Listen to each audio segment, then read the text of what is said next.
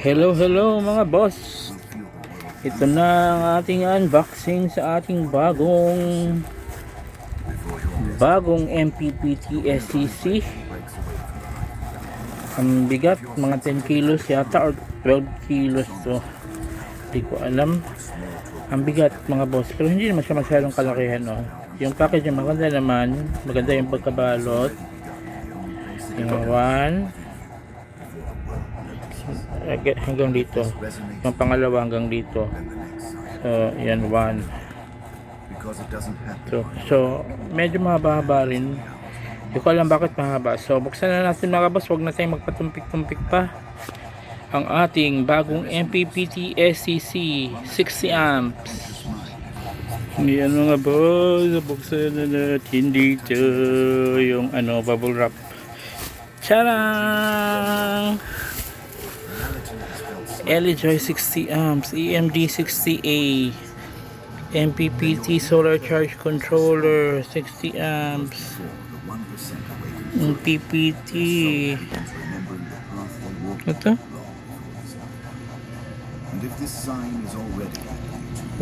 Synchronous various LCD display.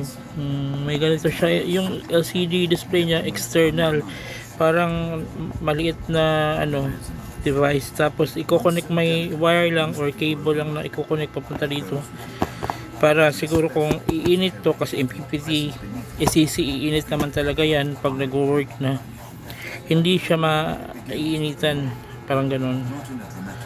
Maganda mga bossing. Step down, step down naman talaga, wala namang step kasi kaya nitong mag-charge ng 48 volts battery, which is nasa 28.8 yung sa 24 volts ko.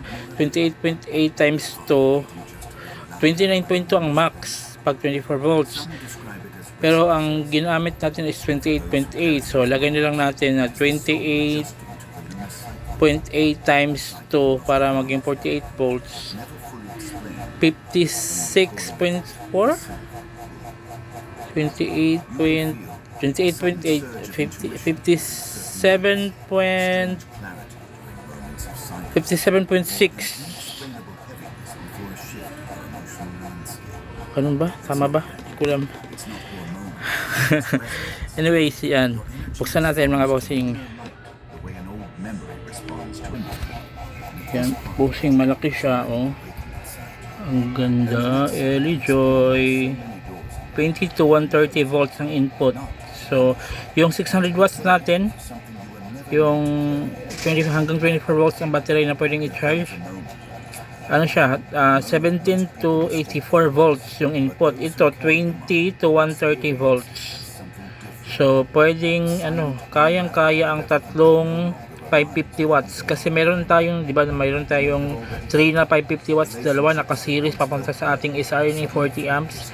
So plano ko kasi magdagdag ng isang 550 watts, at medyo mahirap pakahanap ng 3 na ngayon, kasi sa Cagayan de Oro ko pa yun binili yung sa akin, sa one day yung travel nun, at mahal ang shipping fee sa sa bus, nasa 800 o 1,000 yata yung shipping fee nun. So meron na dito ngayon sa amin sa Osami City bagong yung Ian Solar.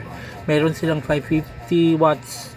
So sa tingin ko pwede naman siguro kahit Ian na 550 watts ang bibili natin, para dito ko na lang siya bilhin, malapit lang naman sa amin. Tapos yun, i-series ko na lang din siya, instead na yung SRNA 40 amps yung gagamitin natin, ito na yung gagamitin natin sa tatlong 550 watts na ka-series.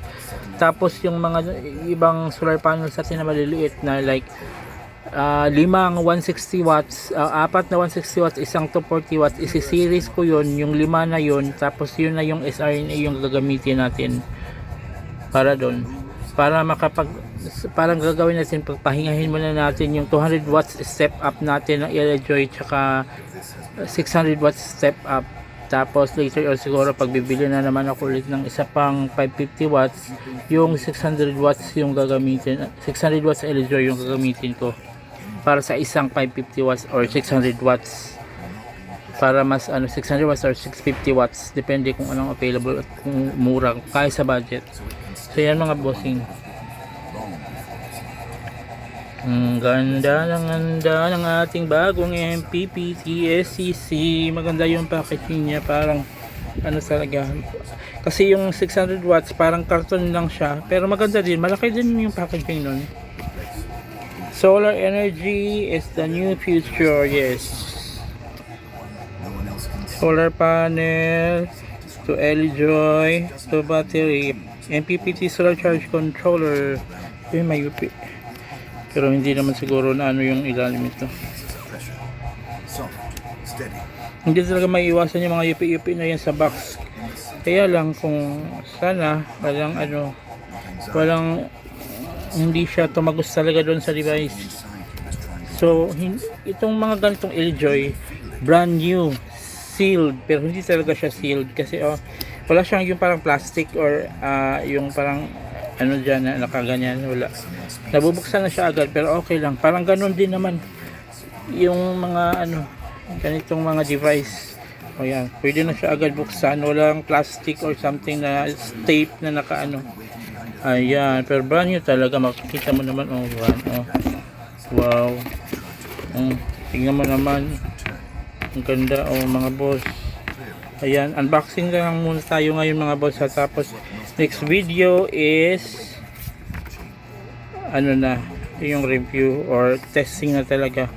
Yun, English naman yung English yan, mamaya ko nabasahin. Tapos ito parang yung pagkonikan, yung mga in and out, ang tawag dun, anong tawag niyan, terminal blocks. Tapos to, screws. Wala na dyan, wala na. Yan, kunin natin to. Ang bigat talaga mga boss, mga 12 kilo siguro to. Parang ganun, mabigat kasi metal to metal to yung mga bossing.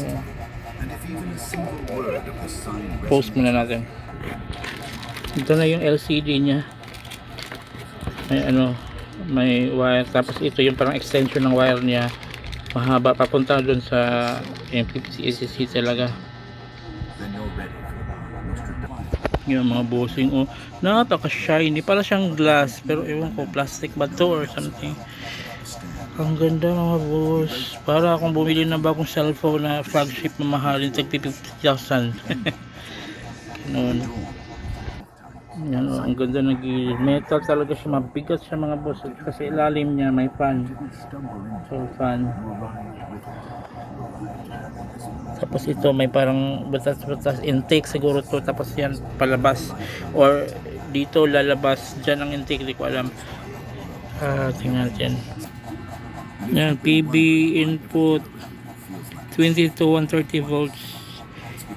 Hindi masyadong malaki yung pero okay lang yan, kaya naman yan. Tsaka ito yung sa papunta doon sa LCD, ito yung para sa extension wire nya. Tapos ito yung sa papunta sa battery, hindi siya masyadong malaki pero okay na siguro to. 60 amps kaya nito, hindi kaya ito iinit, pero siguro matalino na naman siguro yung engineer nito, gumawa nito, kaya to. Excited na ako mga boss. So next video natin mga boss, talaga actual testing, running at iba pa. So mga bossing, thank you so much for watching our unboxing LE-Joy 60 amps. Sa mga interesado dyan, lagay ko sa baba. God bless, ingat, love.